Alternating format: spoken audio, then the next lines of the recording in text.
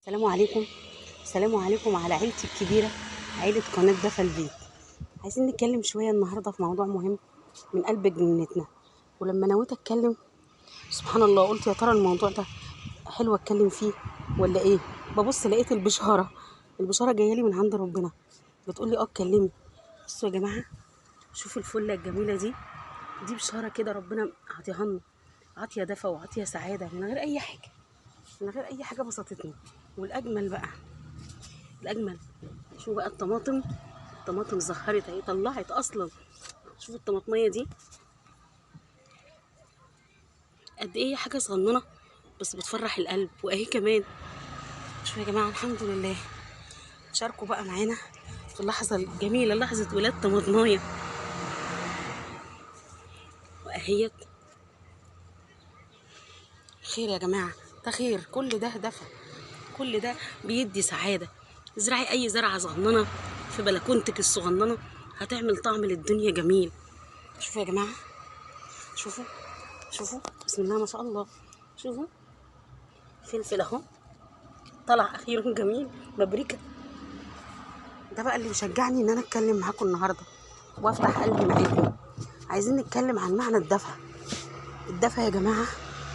مش شرط ان هو يكون عيله كامله متكامله، فلوس. طبعا المال جميل، المال بيدي دفى، مش بيدي دفى، المال بيدي سعاده واطمئنان وتبقى قاعد ساند ظهرك، لكن ممكن يدي دفى؟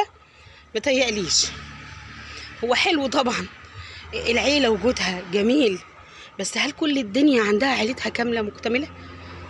ما فقدتش حد منها؟ لا فقدنا. طب وهل فقدان حد من العيلة ده يمنع الدفى؟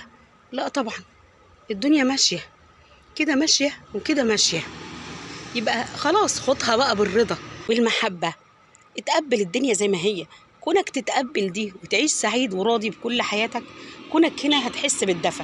سواء عندك عيلة ما عندكش، فقدت حد عزيز عليك ما فقدتش، الدفى موجود، بس احنا اللي سايبينه، احنا اللي بنجري، احنا اللي عاطينه ظهرنا من يوم النت ما دخل حياتنا. النت حاجة جميلة بس احنا ما استخدمناهوش صح. النت فرقنا، كله قاعد في الأوضة جنب بعضه، عاطي ظهره لبعضه وماسك موبايل في ايده، اللي بيلعب، اللي مشغول، التلفزيون مفتوح ومحدش اصلا بيبص له، بس فاتحينه ليه؟ اهي عاده وخلاص. ما بقيناش نزور بعض، بعدنا عن بعض. يعني في مسافات، انا في محافظة، اهلي وقرايبي في محافظه، خلاص التواصل، اخبار بعض يا جماعه اللي يحزن بقينا نعرفوها على النت. بنعرف مين مات من عيلتنا من على النت، ما بقيناش نعرف من بعض، وده شيء يوجع ويكسر. نعرف مين تعبان على النت، بقت كل سنه وانت طيب على النت. لا، ولو ما كتبتش على النت او ما ردتش على بوست يزعل منك. وساعات ما انت اصلا بتهمل ما بتكتبش، مع انها فرصة لان انتوا تلتقوا مع بعض، حتى دي ما بنكتبوش، عشان خلاص الكلام ما بيننا راح. عدم التزاور او عدم الكلام مع بعض قطع الكلام مع القرايب ومع بعض. خلاص هنلاقي ايه نقوله؟ ما بنكتبش لبعض حتى رسالة على الماسنجر، محروجين نقول لبعض ايه، بقت احراج. ايوه الدنيا هرستنا، اتفرمنا ال20 سنة اللي فاتت دي، احنا جيل اتفرم والحاجة غالية وكله بيجري على شغله. بس أبهاتنا كانوا كده، كانوا موظفين وعندهم ورادي، بس كان عندهم الزيارات دي مهمة والقرايب مهمة، كانت مهمة. كان لازما في الأفراح، في المناسبات، في العيد على الأقل، مع إنهم عندهم شغل ومشغولين. إحنا لأ، إحنا تعبنا وبقينا باصين لبعض، وبقت الترندات بقى على الفيس. أولها كلمة تلاقيها كده مكتوبة على الفيسبوك، يقول لك إيه؟ اللي يزعلك وما بيسألش فيك اوعك تسأل فيه. إيه يا جماعة الكلام ده؟ وتلاقيها راحت عامله ترند، العيال خدوها وشيروها، وكل ما افتح الاقي البوست ده عامله بنفس اسلوب ما بيعاملك. يعني ايه؟ ما احنا كده بقينا واحد، كلنا نفس الاسلوب. لو واحد مهمل بقينا نعامله بعض بنفس الاهمال. الشباب الصغير ما يعرفش حاجه، ما يعرفش حاجه، بيسمع من الفيس وبيعمل هو ما يكلمنيش ما كلموش، هو ما بيعملنيش خلاص. يا عم ده احنا قرايب، يا عم طنش، يا عم هو كمان مشغول زيك، انت مشغول والدنيا فرماك وهو كمان مفروم. عايز حد يقدرني اقدر اللي قدامي. يا جماعه يلا، احنا كلنا عملنا غلط، كلنا بعدنا، كلنا قفلنا على نفسنا. يلا تكون من قناتنا ده في البيت دي تكون دعوه كده ان احنا نقرب، حتى لو برساله على الماسنجر، حتى لو هنعيد بعض، واحدة واحدة لغاية ما نوفر وقت، ولازم نوفر وقت عشان نزور بعض. ولو وفرنا هنلاقيه سهل على فكرة، بس هي الخطوة ان انت تاخد الخطوة. بس ان شاء الله لازم نتغير كلنا، لازم مجتمعنا يرجع لدفاه. الدفى في اخواتنا، في بعض نتحضن بيهم. في ما عندوش اخوات وفي عنده اخوات. ربنا خلق لنا الاخوات دول نوعين سبحان الله. نوع جاي من ابوك ومامتك، ونوع تاني معارف واصحاب. ما بيبقوش معارف واصحاب، بيبقوا اخوات. مش هقول اكتر من الاخوات لان مفيش اكتر من الاخ، فانا حطيته في مرتبة الاخ اللي هي اكبر حاجة. بيبقى زي اخوك او اخوك بالفعل. فليه بنخسر بعض؟ وليه نخسر ده ونقول انا زهقان، ده مش معبرني، انا ما حواليش حد، انا ماليش حظ في الناس ولا ليا حظ في حد. ليه مالكش حظ؟ ربنا بيخلق لك بدايل. ما عندكش او مالكش اخوات، ربنا بيجعل لك اخوات تاني. ولو عندك اخوات وعندك كمان معارف واصحاب زي الاخوات، حظك حلو. ارضى بس بالمقسوم، ارضى وافرح بيهم وتلم حواليهم. ياما بنلاقوا اصحاب واحنا قاعدين معاهم، يعني مش شرط ان هو يفديك بروحه، ممكن يكون مشغول، بس لما بتقعد معاه بتنبسط. ما بالك بقى كمان لو جدع وفي ظهرك، دي بتبقى احلى واحلى. لكن لا، كلمني بقى باسلوب وحش، لازم بقى اعامله بنفس الاسلوب. ليه نبقوا نسخ من بعض؟ ليه لما واحد يبقى وحش طب ليه انا ما ابداش حاجه حلوه وهو يعمل زيي واجرب؟ ما احنا بعدنا كتير، ما نجرب. والرضا يا جماعه، الرضا بيجيب الدفى. والنت اللي فرقنا نخليه يجمعنا.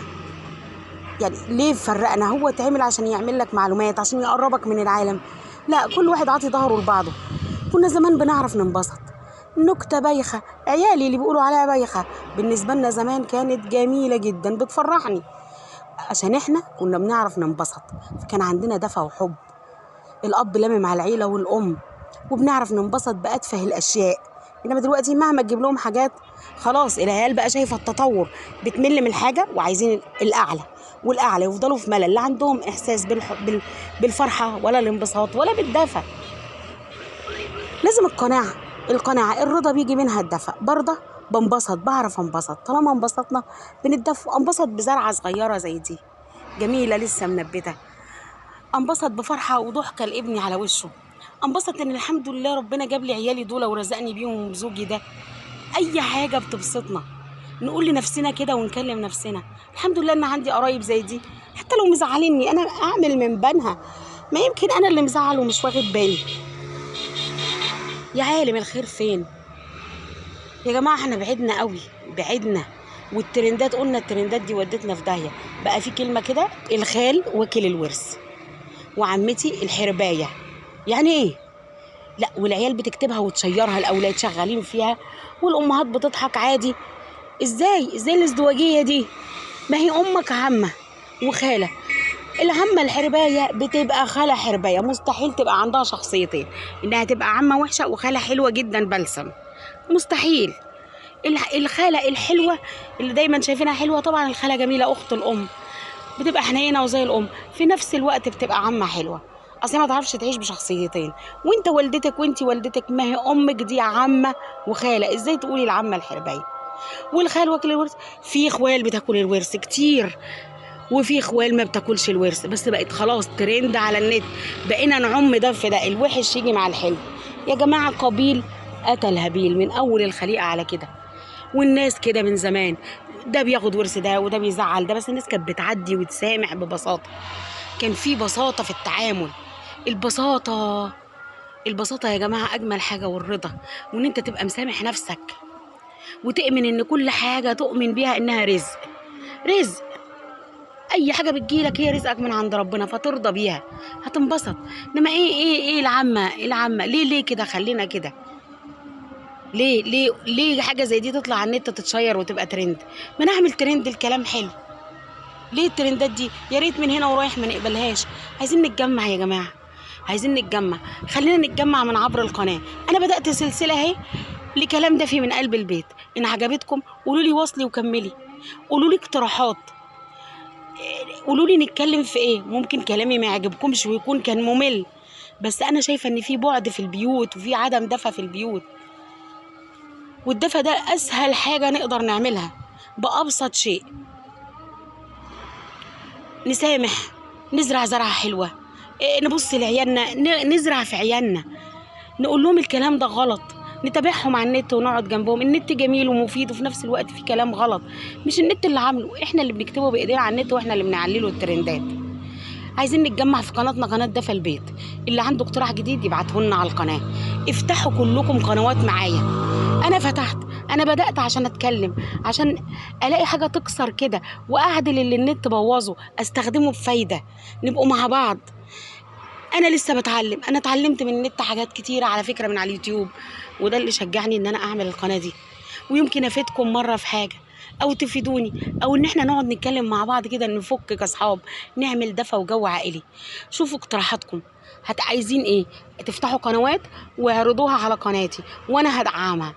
ابنك بيعرف يعمل اي قناه ابعتيها، جارتك بتفرز، انتي بتعرفي تعملي، اعملي وجربي، مش هنخسر حاجه.